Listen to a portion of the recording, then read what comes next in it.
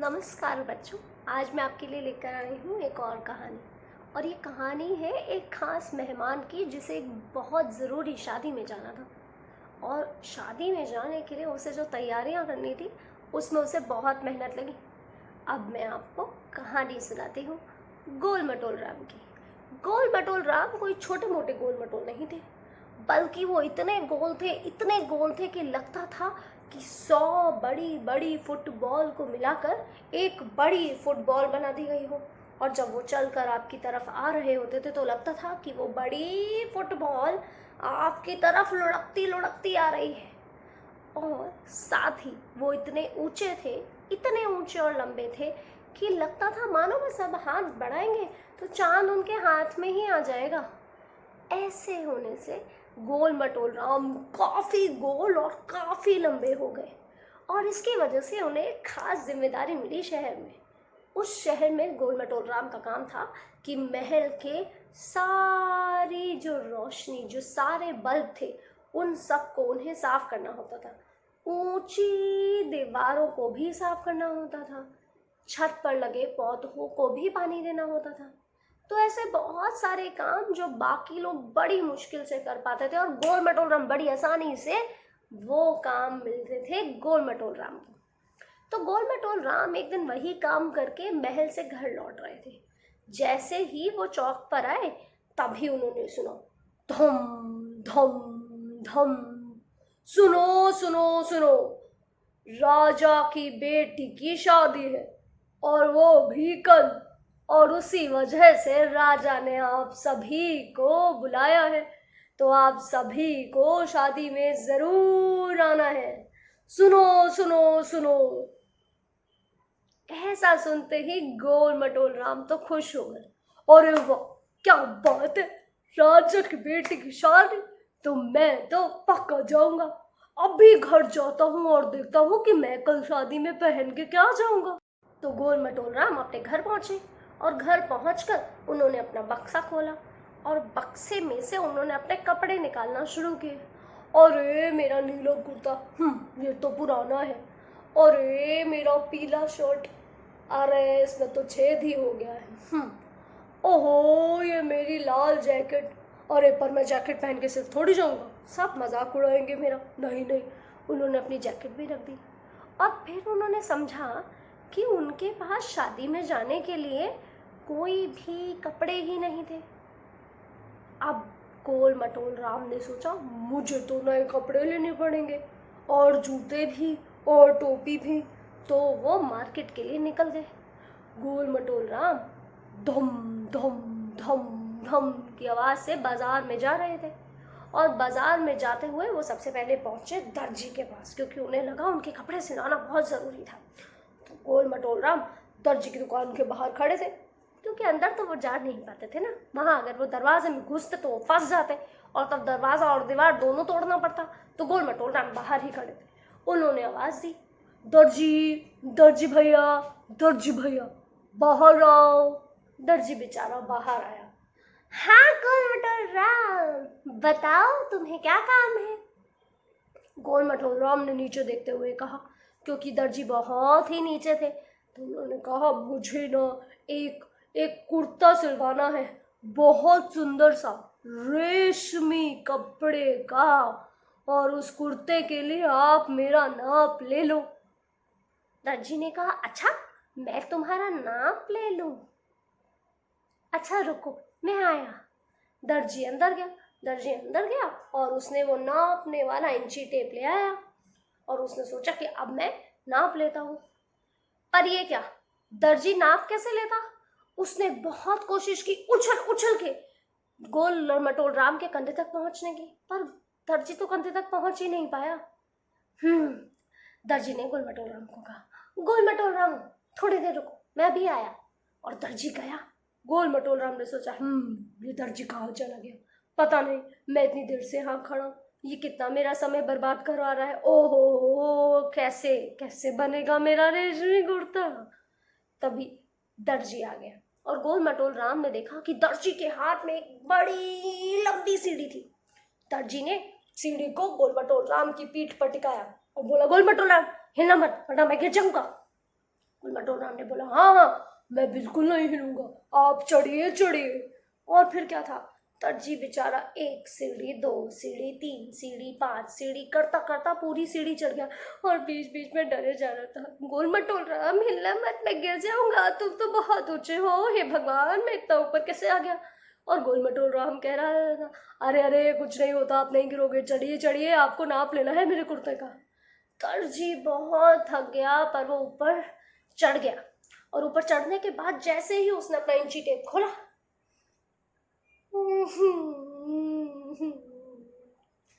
आप तो मेरे पूरे इंची टेप से भी बड़े हैं गोल मटोल राम, मैं आपका नाप कैसे लूंगा। गोल मटोल राम ने बोला, अरे आपके पास बस इतना छोटा सा इंची टेप है, बड़ा इंची टेप भी तो रखना चाहिए। दर्जी ने बोला, इससे बड़ा इंची टेप किसी और के लिए चाहिए ही नहीं होता, और आप मुझसे कब कपड़े बनवाने आए, इससे बड़ा इंची टेप तो मेरे पास नहीं है। गोल मटोल राम ने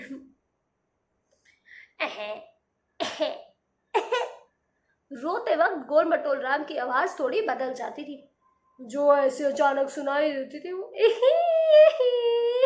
में बदल जाती थी। जैसे ही गोल मटोल राम रोए, दर्जी डर गया। दर्जी बोला, अरे अरे रुके रुके, रोते रोते हिलना मत वरना मैं गिर जाऊंगा। गोल मटोल राम ने बोला, जल्दी उतरो मेरी पीठ से, एक तो मेरा कुर्ता भी नहीं बना और ऊपर से मेरी पीठ पे आप चढ़े हुए, उतरो।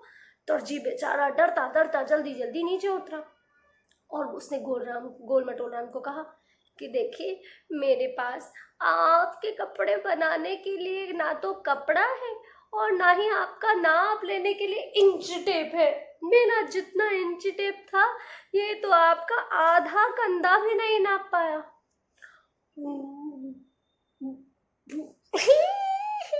गोल मटोल राम जोर जोर से रोने लगा। दर्जी ने कहा, देखिए माफ कर दीजिए गोल मटोल राम, पर आपको अपना कुर्ता सिलवाने के लिए कहीं और ही जाना पड़ेगा। गोल मटोल राम ने ऐसा ही मुंह बनाया और धम धम धम की आवाज से वो दर्जी की दुकान से निकल पड़े। फिर क्या था, वो गए जूते वाले की दुकान पे, और जूते वाले की दुकान पे भी वही हुआ, क्योंकि वो अंदर तो घुस नहीं सकते थे, तो उन्हें जूते वाले को बाहर से ही आवाज दी, अरे अरे रहीम काका, आप कहाँ हैं, जरा बाहर तो आइए। रहीम काका थोड़े से बुजुर्ग थे, वो बाहर आए और बोले, हाँ गोल मटोल राम, क्या चाहिए तुम्हें हमारी दुकान से। गोल मटोल राम ने सोचा कि रहीम काका से ऐसे बात करना ठीक नहीं रहेगी, तो गोल मटोल राम ने रहीम काका को अपने हाथ पर ही उठा लिया और बोले, देखिएगा रहीम काका, मुझे मेरे लिए एक जूता दे दीजिए, और वो जूता ऐसा हो कि बस सबका ध्यान मेरे जूतों पर ही अटक जाए। रहीम काका ने कहा, अच्छा रुको, मैं कोशिश करता हूँ तुम्हारे लिए जूता लाने का। गोल मटोल राम बड़ा खुश हो गया, बोला, अरे वाह, मेरे लिए जूता, कुर्ता नहीं मिला तो क्या हो, जूता तो मिल जाएगा। बस इतनी सी ही देर थी कि रहीम काका बाहर आ गए और दुकान का सबसे बड़ा जूता बाहर ले आए, और जैसे ही वो जूता उन्होंने गोल मटोल राम के पैर में पहनाने की कोशिश की, तो कुछ ऐसी ही आवाज आ रही थी, ई गोल मटोल राम जरा अंदर जरा अंदर, ई थोड़ा और थोड़ा और गोल मटोल राम को समझ नहीं आ रहा था कि ये क्या हो रहा है। गोल मटोल राम ने बोला, थोड़ा अंदर, आप कैसी बातें कर रहे हैं, मेरे पैर का तो सिर्फ अंगूठा गया है इस जूते में, मेरी बाकी उंगलियां क्या जूते से बाहर रहेंगी। रहीम काका को बात तो समझ में आई और उन्होंने बोला, पर बेटा मेरे पास तो इतना ही बड़ा जूता है, इससे बड़ा जूता मैं तुम्हारे लिए कहाँ से लाऊं। जैसे ही रहीम काका ने ये बोला,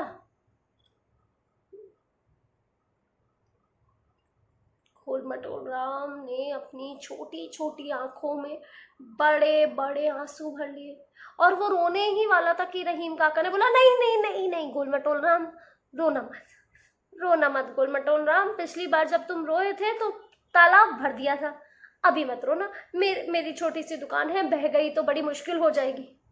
गोल मटोल राम को भी याद आया कि दर्जी की दुकान में जब वो रोए थे तो दर्जी के बहुत सारे कपड़े वो गीले कराए, तो इसी वजह से गोल मटोल राम ने अपना रोना रोक लिया और बोला, अच्छा मैं रोता नहीं हूँ, पर मैं यहाँ से जा रहा हूँ, आपने मुझे जूते तो दिए नहीं। और गोल मटोल राम फिर से धम धम धम धम की आवाज से पहुंच गए टोपी वाले के पास। उन्हें टोपी भी तो लेनी थी, तो बस टोपी वाले की दुकान पे वो रंग बिरंगी टोपियां देख रहे थे। और रंग बिरंगी टोपियां जब उन्होंने देखी तो क्या हुआ, रंग बिरंगी टोपियां देखने के बाद गोल मटोल राम ने टोपी वाले को कहा, अरे भैया ये जो लाल और नीली टोपी है, ये टोपी जरा हमें दिखाओ। टोपी वाला खुश हो गया कि अरे वाह, गोल मटोल राम उसकी दुकान पर आए हैं, वो भी कुछ खरीदने, अरे वाह। तो टोपी वाले ने बोला, क्यों नहीं गोल मटोल राम, मैं अभी दिखा देता हूँ, और टोपी उनके हाथ में दे दी। पर जैसे ही गोल मटोल राम ने उस टोपी को अपने सर पर लगाया और शीशे में देखा, ये टोपी तो ऐसे लग रही है जैसे किसी बोतल पर ढक्कन, ये तो मेरे सर के नाप की है ही नहीं। और इतना कहते ही गोल मटोल राम फिर से रोने वाले थे और टोपी वाले ने उन्हें याद दिलाया, नहीं नहीं नहीं नहीं गोल मटोल राम, यहाँ मत रोना, यहाँ नहीं रोना गोल मटोल राम, माफ कर दो, पर यहाँ नहीं रोना गोल मटोल राम, मेरी सारी टोपियां गीली हो जाएगी, उनमें से रंग निकल जाएंगे, सितारे निकल जाएंगे, नहीं नहीं नहीं नहीं नहीं। गोल मटोल राम ने, हाँ हाँ मैं समझता हूँ, मैं नहीं रोऊंगा। इतना कहकर गोल मटोल राम वहां से निकल दिए। और जब वो वहां से निकले तो कहाँ गए, वो गए बेचारे तालाब के पास। उन्हें रोना जो था, बस तालाब के पास जाकर गोल मटोल राम जोर जोर से रोने लगे।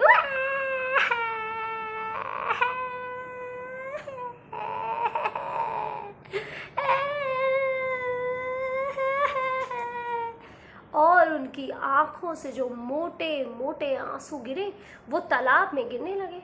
और जैसे ही वो तालाब में गिरे तो तालाब के पास एक नाव वाला था और जो जोर से चिल्लाया, अरे अरे गोल मटोल राम रोना बंद करो, मेरी नाव बह जाएगी, क्या कर रहे हो, पानी बढ़ जाएगा तालाब का, मेरी नाव बह जाएगी, मैंने अभी तो बाहर निकला है। गोल मटोल राम ने बोला, ओह इतना मत चिल्लाओ, ठीक है मैं नहीं रोता, मैंने आंसू भी पोंछ दिया, पर तुम चिल्लाना बंद करो। नाव वाले ने बोला, अरे पर तुम रो क्यों रहे हो, ये तो बताओ। तो गोल मटोल राम ने बोला, क्योंकि मेरे पास कल शादी में जाने के लिए ना तो कपड़े हैं, ना जूते हैं, ना टोपी है, मैं कल क्या पहन के जाऊँ, ये फटे पुराने कपड़े पहन जाऊँ क्या शादी में। नाव वाले ने फिर से बोला, अरे ये तो रोने की क्या बात है, जूते तो मैं तुम्हें अभी दिए देता हूँ। गोल मटोल राम ने सोचा, अरे जूते नाव वाले के पास। गोल मटोल राम थोड़ा परेशान हो गया। उसने नाव वाले से पूछा, जूते, तुम मुझे जूते कैसे दोगे, क्या तुम्हारे पास रहीम काका की दुकान से भी बड़े जूते हैं। नाव वाला हंसा, मेरे पास रहीम काका की दुकान वाले जूते तो नहीं है, पर ऐसे जूते हैं जो तुम्हें आ जाएंगे। गोल मटोल राम ने सोचा कि पता नहीं कौन सा है, तो उसने बोला, अच्छा तो दिखाओ। तो नाव वाले ने बुलाया, इधर आओ। गोल मटोल राम धम धम धम करके नाव वाले के पास गया और नाव वाले ने बोला, एक काम करो, अपना दायां पैर इस नाव में डालो। गोल मटोल राम ने सोचा, नाव में, ये नाव वाला कहीं उसको तालाब में तो नहीं गिरा देगा, पर उसके पास क्या वो था। उसने बोला, अच्छा चलो ठीक है, मैं मान लेता हूँ। उसने अपना दायां पैर अंदर डाला और उसके बाद उसने बोला, अपना बायां पैर अंदर डालो। अब उसने बायां पैर भी दूसरी नाव में अंदर डाला और जैसे ही उसने अंदर डाला, उसने अपने पैरों को देखा। अरे उसके पैर तो नाव में एकदम पूरे आ गए थे, जैसे कि नाव उसके पैर के नाप से ही बनी हो। और नाव के ऊपर लगी जो पट्टियां थी वो बड़े सुंदर से किसी जूते के रेशमी धागे जैसी लग रही थी। अब गोलराम समझा कि नाव वाला किस जूते के बारे में बात कर रहा है। और नाव वाले ने कहा, गोलराम तुमने बहुत बार मुझे तूफान में तालाब से बाहर निकाला है, तो इसलिए तुम ये नाव ले जाओ और शादी में इन्हें जूतों की तरह पहन लेना और मुझे वापस भी कर देना। गोल मटोल राम ने कहा, शुक्रिया दोस्त, बहुत बहुत शुक्रिया। नाओ ने बोला नहीं नहीं नहीं नहीं, तुम शुक्रिया करते करते मुझे गले मत लगाना। पिछली बार तुमने मुझे टमाटर की तरह पिचका दिया था, इस बार मुझे गले मत लगाना। ओह, गोल मटोल राम ने उस बेचारे नाव वाले को बिना गले लगाए वापस रख दिया। उसके बाद गोल मटोल राम बड़े मजे से आगे चलने लगे और वो जूते पहन के बड़ा इतरा इतरा के चल रहे थे, पर फिर भी आवाज वही आ रही थी, धम धम धम धम। फिर क्या था, फिर गोल मटोल राम बाजार में जाके बैठे हुए थे और उनके सामने एक इंसान जोर जोर से चिल्ला रहा था, टोकरी ले लो, टोकरी ले लो, छोटी ले लो, बड़ी ले लो, रंगीन ले लो, सफेद ले लो, काली ले लो, टोकरी ले लो, मेरी टोकरी ले लो, टोकरी ले लो, टोकरी ले लो। ओहो हो, गोल मटोल राम को लगा ये इंसान कितना शोर मचा रहा है, पर तभी कुछ सोचकर गोल मटोल राम की आंखें चमक गई। गोल मटोल राम धम धम धम धम करते करते टोकरी वाले के पास गए और टोकरी वाला डर गया, बोला अरे अरे गोल मटोल राम धीरे धीरे आओ, तुम कहीं मेरे ऊपर मत गिर जाना। तो उसने बोला अरे नहीं नहीं, मैं आपके ऊपर नहीं गिरूंगा। बोला अरे नहीं नहीं, मुझे पता है तुम एक बार एक इंसान के ऊपर गिर गए थे, तुमने उसकी चटनी बना दी थी। नहीं नहीं नहीं नहीं, धीरे धीरे आओ। गोल मटोल राम ने बोला हाँ हाँ, मैं आपके ऊपर नहीं गिरूंगा, पर मुझे आपकी एक मदद चाहिए। तो उन्होंने बोला मदद, हाँ मदद तक ठीक है, बताओ क्या चाहिए। तो बोला आप मुझे ये रंगीन टोकरी दे दीजिए। तो उन्होंने सोचा ये रंगीन टोकरी का क्या करोगे, टमाटर रखोगे इसमें। गोल मटोल राम ने बोला टमाटर रखने के लिए मेरे पास दूसरी टोकरी है, ये टोकरी तो दीजिए, फिर बताता हूँ कि मैं क्या करूँगा इस टोकरी का। जैसे ही टोकरी वाले ने वो गोल मटोल राम को पकड़ाई वो टोकरी, गोल मटोल राम ने टोकरी उल्टी की और उसे अपने सर पर रख लिया। वो टोकरी एकदम गोल मटोल राम के नाप की थी। गोल मटोल राम ने देखा कि अरे वाह, ये टोकरी तो मेरे सर के नाप की है और ये मेरी टोपी बन सकती है। तो अब गोल मटोल राम बहुत खुश थे क्योंकि उनके पास टोपी भी थी और जूते भी थे। पर वो सिर्फ टोपी और जूते पहनकर तो शादी में नहीं जा सकते थे। शादी में जाने के लिए उन्हें कपड़े चाहिए थे, जो कपड़े नहीं थे। तो गोल मटोल राम पूरे बाजार में इधर उधर घूम रहे थे। धम धम धम की आवाज सबको सुनाई दे रही थी, पर जो वो गाना गा रहे थे क्योंकि वो इतने ऊंचे थे उसकी आवाज किसी को नहीं सुनाई दे रही थी। गोल मटोल राम गाना भी गा रहे थे, अरे मैं क्या पहनूं कल शादी में, मैं क्या पहनूं, कैसे पहनूं मैं वो रेशमी कुर्ता, मुझे मना कर दिया दर्जी ने। आंखें बंद कर कर ही गोल मटोल राम गाना गाते गाते इधर से उधर जा रहे थे। तभी तभी उनको आवाज आई जोर से, पांग! ये राजू सर्कस शुरू होने वाला है, बस 5 मिनट बाद। अगर आप देखना चाहते हैं जादूगर की जादूगरी तो आ जाइए हमारे पास। गोल मटोल राम ने सोचा कि वैसे तो कुछ करने को है नहीं, चलो सर्कस ही देख लेते हैं। और गोल मटोल राम धम धम करते हुए सर्कस के पास पहुंच गए और वो देख रहे थे कि जादूगर कैसे लोगों को जादूगरी दिखा रहा था। पर क्योंकि गोल मटोल राम इतना ऊपर से देख रहे थे कि वो समझ पा रहे थे कि कितनी चीजें जादूगर ने मेज के पीछे ही छुपा रखी हैं या कितनी चीजें उसके पास दो दो हैं। तो गोल मटोल राम ने ऊपर से कहा, अरे ओ जादूगर, तुम तो लोगों को बुद्धू बना रहे हो, देखो मुझे दिख रहा है कि तुम्हारे पास 2-2 मुर्गे हैं। जादूगर ने भी ऊपर देखा और उसने गोल मटोल राम को क्योंकि उसे लगा कि वो उनका जादू सारा खराब कर देंगे। पर फिर गोल मटोल राम को ऐसा करना ठीक भी नहीं लगा, तो उसने जादूगर को ज़्यादा परेशान नहीं किया। बस वो आराम से पूरी की पूरी जो जो चीज़ें वहाँ हो रही थी वो देखता रहा। फिर अचानक गोल मटोल राम का ध्यान किसी चीज़ पर गया और उसने सोचा, अरे ये ही तो मुझे चाहिए था। पता है उसने क्या देखा? सोचो सोचो सोचो। उसने देखा जहां पर सर्कस हो रहा था, वो सर्कस किसी 4 दीवारी के बीच नहीं हो रहा था, बल्कि वो हो रहा था एक बड़े से तंबू यानी कि टेंट के नीचे। और वो टेंट जो था वो बहुत ही सुंदर था। वो सफेद रंग का टेंट था जिस पर कई रंग बिरंगे फूल बने हुए थे और वो पूरा का पूरा गोल भी था। समझे?